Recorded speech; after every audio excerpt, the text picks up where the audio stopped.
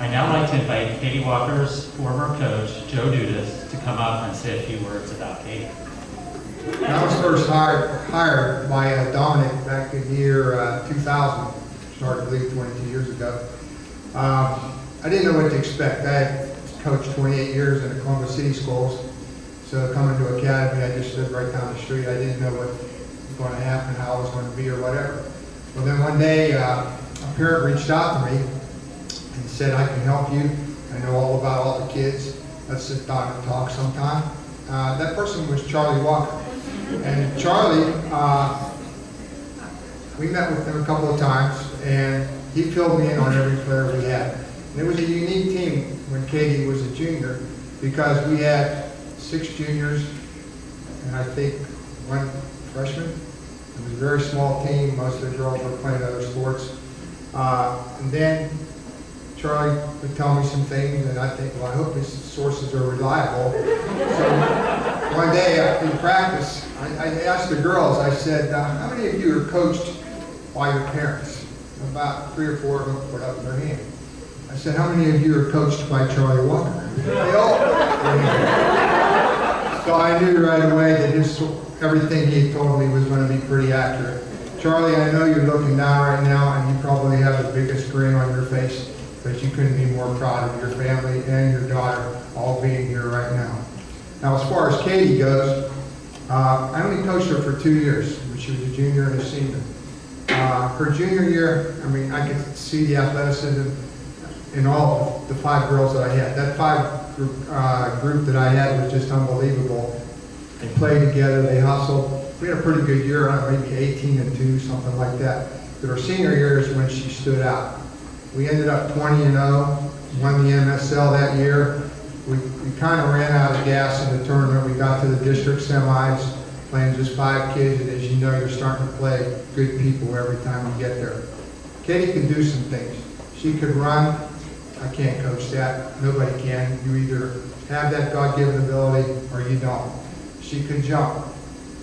If I said, lock down that girl, she's their leading scorer, she was a lockdown defender. If I said, I need you to score, let's get the fast break, let's run the press, she could do all those things. One of the best athletes in the 35 years that I coached, that I ever coached. She was unbelievable, very coachable, played hard every minute she was in the game, and I couldn't be more proud to be here today to introduce her into the Athletic Hall of Fame. I don't have stats or anything like that, but I can tell you right now she comes from a wonderful family. She was the utmost competitor, and I'm very proud to have coached her. Thank you. The 45th recipient of the Columbus Academy Athletic Hall of Fame. First of all, thank you, Coach, for that introduction. Congratulations to Ed. Like you said, it's an honor to be in the same Hall of Fame class with you. Thanks to Melissa Soderberg, Melissa Clark Beckett, Scott Irwin, and the rest of the alumni board for this honor. I appreciate everyone here bearing this wonderful winter storm that we've had the past few days and the chilling temperatures. It means a lot that you guys are here to celebrate with us. There are so many wonderful people to thank, and obviously not enough words or time, but I'm going to do my best. First and foremost, thanks to Dad and Mom for adopting me, and for loving and supporting the 3 of us Walker kids all these years. The sacrifices that you made were beyond words. All 3 of us did pretty much every possible activity on the planet, and you guys were there. Every sport, Girl Scouts, Boy Scouts, choir, band, science fair, spelling bee, all of it. You guys were always there. Even through college, you guys were always there. So first I'll start with Dad. You know, he's no longer physically with us. He is our Academy link. He was an amazing 4-sport athlete here. He instilled in me my competitive drive, my perfectionism, sometimes to a fault, my love of multiple sports, and he supported my traditions and superstitions. Some of those include going and getting McDonald's breakfast on Saturday mornings before volleyball games, baseball games, or track meets, blasting Jackson 5 as we literally flew down the highway to make it there on time. He always made sure I had a hot meatball sub on the bench before basketball games. Thanks, Coach, for allowing that to happen. Sorry, I lost my place. And no matter how loud it was in the gym or on the track, something that I remember is I could always hear Dad's voice in the crowd. No matter what sport it was, he always had a certain phrase that I would know was him, even if I couldn't see him. So it meant so much to have him there. Second, Mom. She was not an athlete, but she was our biggest cheerleader, and I don't mean that in terms of rah-rah, but a little bit. She had her signature cowbells that were so loud and embarrassing, dancing to any music, even through today. She was the book, the scorekeeper at our games. You could always count on her to help with transportation, team meals, amazing post-game hugs. And while Dad beamed with pride, or brooded if we lost, Mom was a little different. She cried tears of joy every single game. But she cared deeply for us and our success, so thank you for your constant encouragement.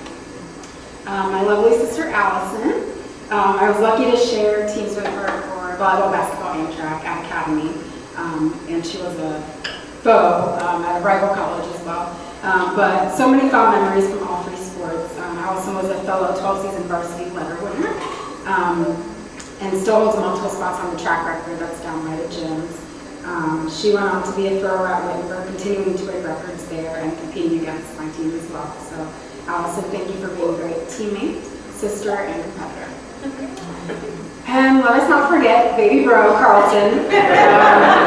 He still claims to be the best athlete in the family, but I don't see him up there.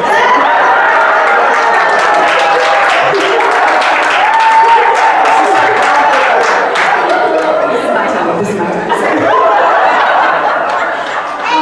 But no, in all honesty, Carlton is an amazing athlete. He played football and basketball here at Academy. He actually recovered the winning fumble in the 2003 state championship, so he is a great athlete. He also went on to have a successful football career at Colgate. To all my family, Dad, Mom, Allison, Carlton, Uncle RJ, Aunt Wendy, all the family that couldn't be here. Danny Zatanovich, who is all three of our godfather, was one of Dad's best friends, was however you want to put that. Thank you all. You all push me to be better on and off the court every single day. This is ours. To my coaches and teammates, I'm not going to list everybody out, but I had some really great coaches and teammates that were basically like a second family to me. Mr. John Kelly was my volleyball coach senior year. His blunt honesty, very colorful language, strong desire to win, always powered us forward.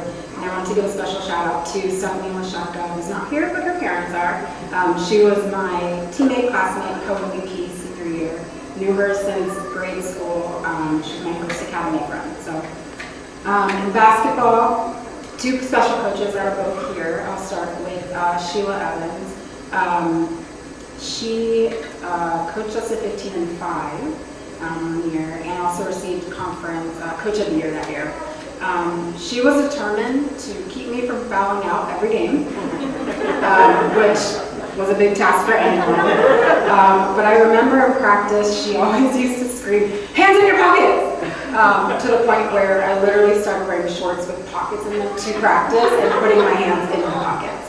Still found out almost every game, but thanks for that, coach. Just another shout out to some amazing athletes from that junior year. Fellow Hall of Famer Emily Sinkhorn and the late Andrea Esselstein, who scored a career high 1,000 points and was Conference Player of the Year. And then senior year, as you know, Coach Dudas led the way to a great team. He was passionate about us working hard and winning, defended us like we were his own, sometimes even to the point of close calls on technicals. But we had tons of great memories from a truly great season between team meals, scrimmaging the JV boys, Dad scouting reports, OSU basketball games in the box. Alicia Henson and I playing 2-on-2 against some of the senior boys, David Courier and Andrew Dunn, who are both great athletes. It's kind of a pre-game warm-up. As Coach said, we were conference champs and we had a record-breaking undefeated regular season. But one thing I wanted to call out, I still remember that last game in the tournament. And not because we lost, but with Dad in the stands, Mom at the coach's table, or scorer's table, I found out. But what was notable about that was while Dad was saying, "Good game, Kate," I was being clapped off the court. Coach just got it. And he subbed Allison in for me. And Mom cried, which I think we all did, but I'll always remember that moment. And it was one of my favorite sports seasons. Last but not least, track. Sorry, this is so long, there's a lot of people in sports. We of course had Bob Kirk as our head coach. But senior year, we also finally got a girls coach, Coach T, Teresa Ferguson. And notable about that year was not only did we have a coach for the girls team, but our relay squad broke records and qualified for states in 4x8, 4x2, and 4x4 that year, in addition to a few individual events, but that was record-breaking for the girls team. We went through a lot in track, but one memory that I have to share about Coach Kirk, sorry Coach, but was at districts at Hilliard-Davidson senior year. It was a big meet, several events going on, both on the track and multiple places in the field. And I was over in the long jump pit, focus as usual, do my thing, and eventually it was time for me to check out to run the 200. So I go over to the 200, which for those that don't know, is on the opposite side of the track from the stands, the starting line. I go over there, tell the official, like, hey, I'm Kate Walker, I'm checking in, I was at the long jump. He kind of shushed me and pushed me aside. I was like, no, I need to check in. He's like, just wait till after this heat. Long story short, he did not let me run. The gun went off, the heat ran without me. And then he kind of condescendingly said, okay, that wasn't a long wait, now was it? And who are you? And I said, with my very joyful face that you all know I have, when I'm upset, Katie Walker, I was the #1 seed in that heat that just ran, sir. And he goes, oh. And then before he could say anything else, out of nowhere, a madman comes jumping out of the stands, running across the field, over to the start of the 200, with his hands in the air, screaming, stop the meet, stop the meet. That man was Coach Kirk. He ripped the official a new one in the most respectful way possible. Also brought the head official over and eventually convinced them to let me run my 200 that day by myself. There is a stadium full of fans. Just me at the starting line. I didn't use blocks, so I'm literally just standing there. The gun goes off, I run my race. And to sum it up, Coach had to keep fighting for me because the girl that would have been 8th got knocked out by my time to move on. But he fought, we won, and ended up going all the way to state. So thank you, Coach, for always having my back, regardless of how crazy it may have made you look. I want to thank the sports parents. So outside of my family, my coaches, and my teammates' parents were also a huge part of my support system at Academy. The Lashupkas, the Esselsteins, all of the basketball parents, Ashley Daffin and her parents, Kelly Romas and her parents.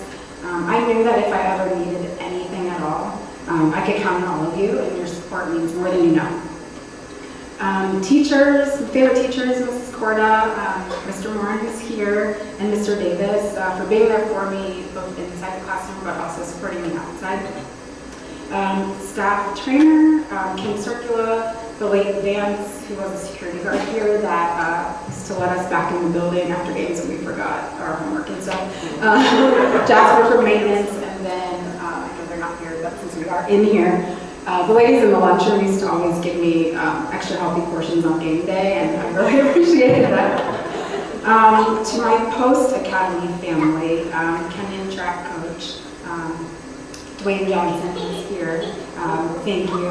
He let Dad use the coach's pass at games so that he could sit by the long jump pit, literally to the point where other officials and coaches and some of my teammates thought he was a coach too. The village is here. The girls, thank you all for being here and continuing to support me in my post-academy and post-college life. And then finally, I have to go through this last part, so thank you for this time. But Academy legacy. So my Uncle James and my dad were two of the first Black graduates at Academy. My Uncle James was the first Black person inducted into the Athletic Hall of Fame. I was the first Black legacy graduate at Academy. And as I joined those that came before me, the 9 women, the 9 Black men, and all of the other Hall of Famers, including you, Ed, I am very honored, humbled, and proud, can't get it out, to be the first Black woman inducted into the Columbus Academy Athletic Hall of Fame.